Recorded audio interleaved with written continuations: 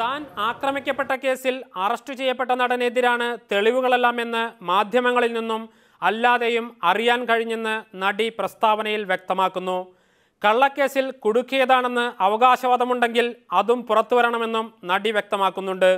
നടൻ തെറ്റു ചെയ്തിട്ടുണ്ടെങ്കിലും ഇല്ലെങ്കിലും ഇക്കാര്യങ്ങൾ പുറത്തുവരണം. വ്യക്തിവൈരാഗ്യത്തിൻ്റെയോ മറ്റേതിൻ്റെയോ പേരിൽ ഒരാളെയും പ്രതിയാക്കാൻ ഞാൻ ശ്രമിച്ചിട്ടില്ല. ആരുടെ പേരും ഒരിടത്തും സൂചിപ്പിച്ചിട്ടുമില്ല. നിരവധി സിനിമകളിൽ ഒന്നിച്ച് അഭിനയിച്ചിട്ടുണ്ട് ഈ നടനോടൊപ്പം. നല്ല സൗഹൃദത്തിലായിരുന്നെങ്കിലും പിന്നീട് വ്യക്തിപരമായ പ്രശ്നങ്ങളുടെ പേരിൽ അത് ഇല്ലാതായെന്നും നടി വ്യക്തമാക്കുന്നു.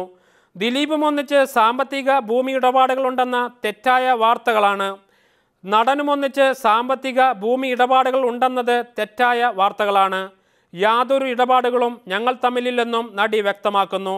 ഇതു സംബന്ധിച്ച് അന്വേഷണത്തിനായി എല്ലാ രേഖകളും സമർപ്പിക്കാൻ തയ്യാറാണ്.